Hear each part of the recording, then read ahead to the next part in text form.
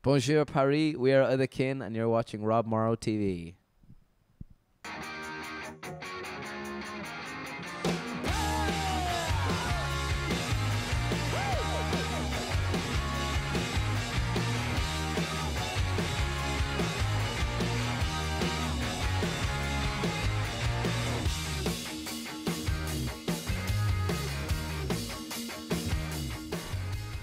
Hello and you're welcome to RobMoro TV. We are here in Mécanique Ondulatoire in Paris, which of course none other than Otherkin. So we've got Luke and Connor from the band here. And guys, welcome to Paris. How are you? Thank you. We're not too bad. We're feeling a little bit fragile, but I think we'll get over it. Yeah, feeling good. Glad to be in Paris. So you've been on the road for the past few months. How has that been? How long have you been on the road? You do tour quite a lot. Yeah, we've been so we put out the album September 29th. We went straight to the UK, did about like 10 dates, came back to Ireland for a bit, and then on October 22nd came back to the UK and did all of Europe, and now here we are before you, still standing. Still standing. On our way back to the UK tomorrow, and then back to Ireland. It's been great. Yeah, it's been really, really good. Been a great tour. And as saying, you're doing a lot of touring. And the first time I met you, you were kind of touring as well. It was at Eurosonic about 2 years ago.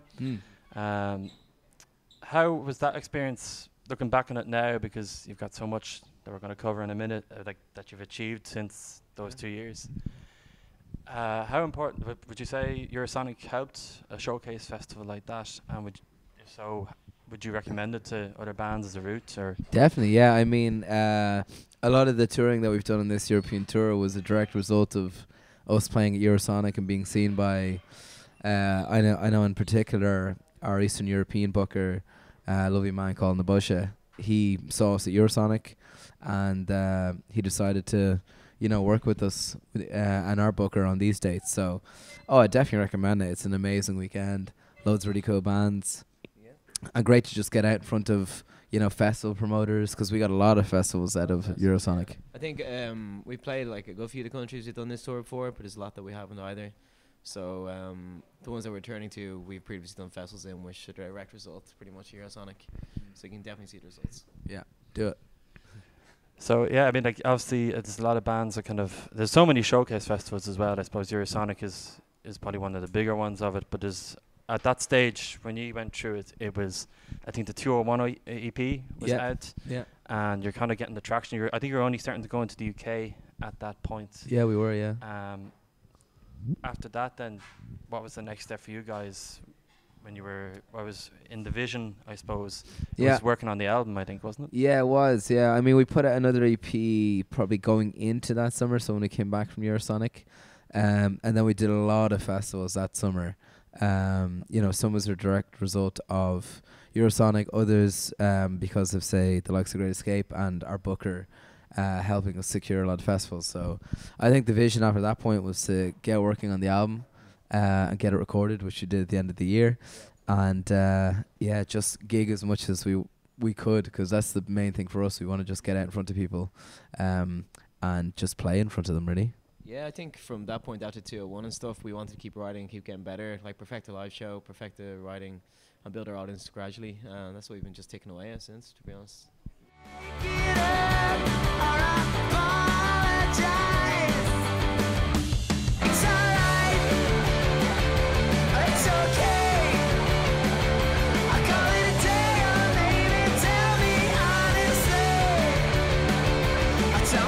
How is it very important for you to kind of, do it yourself? I mean, obviously, it can be nerve-wracking at times, I imagine. But do you find it was more enjoyable to do it that way rather than just leave it to somebody? Yeah, I think a great thing about our record label Rubyworks is that they've always been happy to give us, a huge amount of creative control over what we do.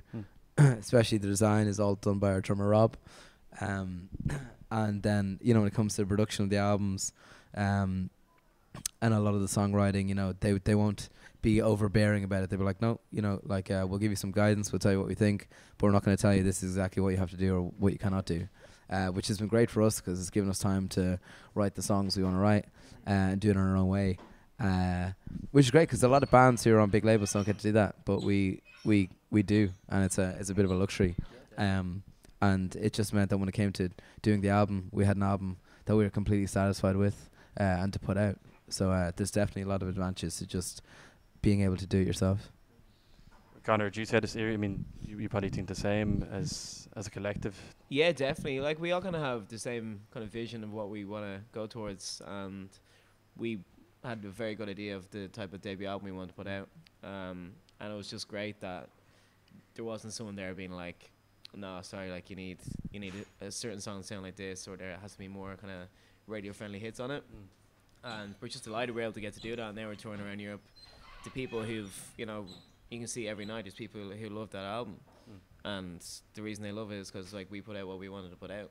I feel like if there was somebody else saying that we couldn't write those type of songs or put those type of songs on it, we would be a lot less happy. Yeah. And how would you, like, you're speaking about sound there and sort of what you wanted with it. Would you describe yourselves as grunge pop or garage rock or a bit of both, or is that? I suppose the grunge pop fits that radio friendly kind of sound, but the garage rock is very accessible. Yeah, stuff like well. AA, I'd say, has been more kind of grunge pop end of it, and then I know it's kind of more garage rock. So we kind of mix match a lot of crap, really, isn't it? we just play fast guitar music. I don't know what it is. Nobody really knows what it is. We just do it and don't think about it too much. I saw it described the other day as somebody described it as punky new wave pop band, which is not bad. Yeah. But like it's word salad, isn't it? Yeah, I mean, it's kind of like two. You could break it down into 2 or 3, I'd say. Like Yeah, from yeah, that yeah. sentence alone, you know. Yeah, exactly. Yeah, there's a few bands going on there. But I'm just looking at the track list here on the album, which of Mhm. course is out now. Yeah. And it's been doing pretty well. But you know, you're looking at it and you're going, yeah, all these have had radio play from, you know, like national at home in Ireland anyway. It's been national level. Yeah. I think you got a shout out from Lars Ulrich as well. Yeah, That was yeah, a yeah. highlight as well coming out of it. Yeah, that was gas. He played EINO and basically talked for about 5 minutes. It could have even been longer, about Guinness and how he was inspired by the song, and like repeated the riff over and over that Winnie plays. It was just like, I'm fucking inspired, man. You gotta hear this. And we were like buzzing because, well, you know, a lot of us are big Metallica fans, and it was just to get that, I suppose, approval was nuts. I remember lying in bed while the lads were talking about it, and I was like, this is crazy. Yeah. And then we all listened to it the next morning, and we're like, damn. Yeah, that was cool. I like that. So also with each track, and in general, Otherkin are very visual aware, I suppose. Yeah, yeah. You know, you're into, you have, you know, a certain style that you're kind of trying to fit into your, you know, I suppose, vision. Yeah. And even with the videos, it's been, you know, pretty clear. You can kind of see that you've been, you know, working with, you know, I think it's Finn Keenan, yeah. Christian as well. Yeah. And a few others that, I mean, this is something you kind of been scripting in the background. Did you just sit down with the creator and say, what do you think from hearing the song? Or Yeah, I think we'd like, it's another kind of element that we'd like to have a big say in, because it's obviously very important, well, to us, as how you present the band, and videos are, you know, not something that you get to do that often, so you don't want to end up with a video that you're unhappy with how the band is portrayed.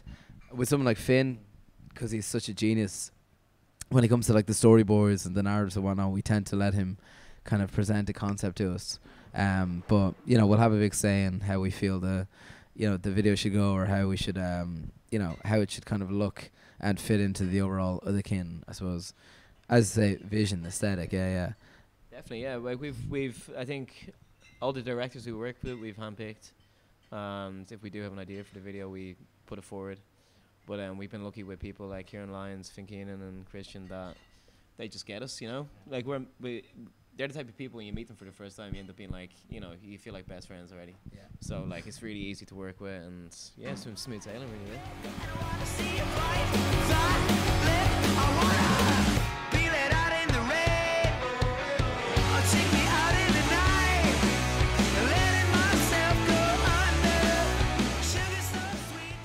you worked with two pretty well-known people in Ireland anyway, and there's David Prendergast and Jay Boland as well. So for those who don't know, Jay Boland is the bass player in Codeline, and Dave Prendergast is in Overhead, the Albatross. Yeah. and they're two bands that are very well respected in Ireland. Yeah, definitely. And also in the studio as well, where they've kind of, I mean, they've been working together for a long, long time. Yeah. When you went into the studio with them, what was kind of what was the atmosphere? What was kind of going on? Was it you kind of came in and said, "Look, this is what we have. We know you guys can do your magic with it," or was it opposite way around? Did they approach you? Or We've actually worked with Jay and Dave since around 2014. One of our first ever songs we ever recorded was with those two guys. So we have like a long standing friendship with the guys, and the two EPs that we've done with them. So it just made perfect sense for us to do the album with them. And it was just a case, we had like 16 songs, pretty much everything like watertight in terms of exactly how we wanted to record the songs, and just brought them into the guys and let them do like the kind of engineering and advice and getting it onto into an actual recording. And it was just a blast to do, because we all of us was a similar sort of sense of humor and a similar sense of bad taste, so we had a lot of fun in the studio with them, and it was like 20 days, but it flew by, and we got a lot of work done too. Yeah, it was nearly the easiest recording process I've ever had. But and as saying, like as we've evolved as a band, they've kind of evolved as kind of like engineers and their end of things. So like it all worked out, like just all made sense, and it was great. Yeah. And I suppose it's more on your side of things. You're a close unit, really. From what I remember, I think the three of you knew each other before, and you met Rob then, I think, wasn't it? That was how it kind of founded. So internet chat room. So how long have you guys, the three guys, known each other before kind of Rob's arrival? Well, Connor and Dave have known each other for... It's been 12. Yeah, since been 12. I played music with Dave when I was a kid.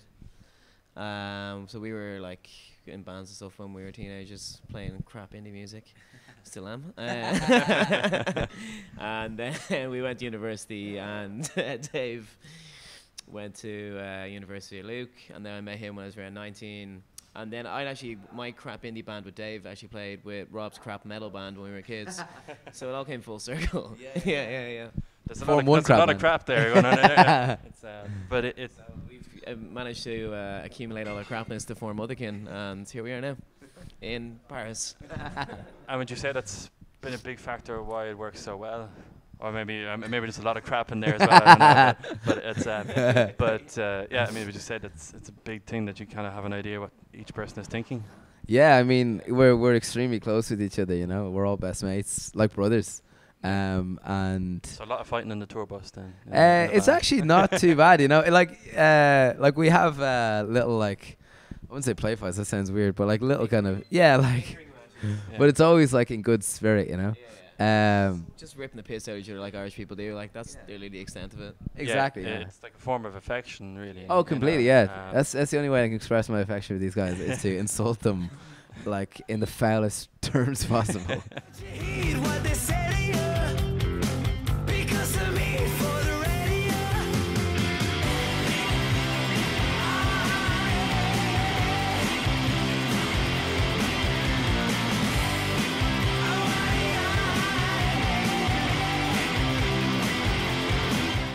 I've seen some of your performances at festivals, at the Workman's, of course, in Dublin, which is nice and intimate. It's kind of similar size to this venue, I suppose. It is, yeah. What's your favourite thing about playing live? Is there a certain just vibe from the audience that you get? Is it just because your songs are so kind of pacey and so driven? Yeah. Is it just a great way to express yourself? Yeah, I think when it comes to the shows where people are just going absolutely nuts from the start. Yeah. You kind of tend to know when a show is going to be special. Yeah, I think it's always been great playing live. I've always probably one of my favorite aspects of being in a band. I do love writing and recording, but the live thing is great, and the energy's always been great. But since we put out the album and going to different countries, just not expecting like people to become nuts and knowing like even last night in Ireland, like there's like a bunch of people singing like every word to every song. I thought to be literally zero people there. So it's like super rewarding, like just like stuff like that. Like it makes you happy at the end of all the madness, Exactly. Yeah. And I suppose we'll start to wrap it up, I suppose, just before, because I know doors are about to open pretty soon. But what's been the best thing and the worst thing that you found on this tour, whether it's food or whether it's just you've stayed in a room and you just thought it was not great, or maybe something happened, Best thing would be, yeah, we've had a lot of tasty Borek. A lot of tasty Borek. Would you like to explain? I know what it is. But yeah, it's like a traditional pastry that we're eating in like Serbia, in the Balkans. And I had one with with potato one day, and it was like incredible. It was so tasty. It was so good. Worst thing would be... I'm gonna drink that yogurt. Yeah, I thought it was gonna be a yop. Turns out it's just like a big glass full of yogurt. You drink like a pint of water. Our bassist Dave chugged one. He actually chugged it. He chugged it like he'd down a shot, except there's 5 times the amount of liquid in it, and it's not really liquid. It's like solid liquid. Yeah, it's just He loves it. I mean, if I find a picture of this, I might just throw it into the mix after, Yeah, But I just, think I just so people know, recorded it. because I mean, it sounds mysterious. It's like you want to try it, but you don't want to try it. You want to. Yeah. Well, you don't want to chug it, but hey. Salty and yogurty. Yeah. Mixed together. Yeah, it works. And then the worst thing, I know, maybe like extremely hungover drives can be pretty punishing sometimes. But we don't get hungover that very often because we're very good boys. Yeah. And of course you'll be kind of saving it for all that kind of hungover vibes. For you have your own IPA Oh yeah, as well, which is a collaboration with Rascal's Brewing in Company. Ireland, Yeah. How did that come about? That actually came about. I was in Drogheda on Christmas Eve, and this very nice lad comes up to me and was like, "Oh, you're in that band Otherkin, aren't you?" And I was like, "Yeah." And we chatted for a bit, and he told me that he was a brewer for a beer company. And I was like, "Oh, what beer company is it?" And he said Rascals, and I was like, "We love drinking Rascals. We drink Rascals like so often." And he was like, "No way." And we just were like, "We should make a beer together."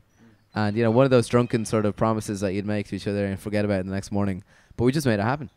And we still haven't had the opportunity to taste it, unfortunately, because it's been away. It's been great. They invited us up to the brewery a few times. We helped with the making the beer, pretty much doing the mash and pouring stuff in. I wasn't actually making the beer, but we collaborated. That like we were doing Yeah, and it was really cool and super interesting. And I some of the nice people I've met, seriously nice. So it's just been really cool to see it all happen and just have this product. We're gonna go home and drink a load of. Yeah, it's getting loads of really good reviews too. I keep seeing people posting it, craft beer experts, Twitter handles, and their name is Craft Beer Ireland or Craft Beer Nut or Craft Beer Mania, and they're light hoppy flavor, vanilla finish, 8 out of 10. Definitely would drink again. I'm like, damn, I would drink it right now. It's because I haven't tasted. Yeah, exactly. Yeah. It's get another batch out, I suppose, is the next thing for that. Ship it over to Paris tonight. Yeah, absolutely, it should be behind the bar there. I think that's what they're doing, stocking up I there. think that's that door's been going so much. But yeah. It's bringing all the cans in,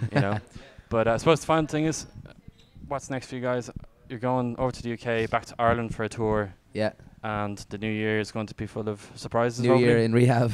I know, I'm joking. No, we're just going to enjoy Christmas, and then I think we're just going to start writing tunes again. Mm-hmm. I mean, we've been writing a few tunes anyway in between the time, but I feel like we've all got that itch at the minute to write new stuff, and that's what I imagine a lot of January will be. I know we've got a bit of gigging. February we're on tour. Yeah, going on tour in February with the Amazons, and I think we'll be doing a lot more touring, to be honest. You can really see the album's starting to grow legs now in a lot of different territories around Europe and stuff. So, and the gigs went so well, that we need to come back as soon as we can. Very good. But you have the album behind your belt now, and if you haven't listened, if you haven't bought it yet, you should buy it, because there's lots of good stuff on here. I've been listening. I mean, I'm not just saying it as a critic, but it's okay by Otherkin. It's out, and it's been out since September. It's done very well. Yeah, thank you. It's the labor of love, as you might call it, or whatever. Yeah. But best of luck tonight, lads. Looking Thanks, forward to mate. hearing it live. Yes, indeed. And bonne chance. Merci.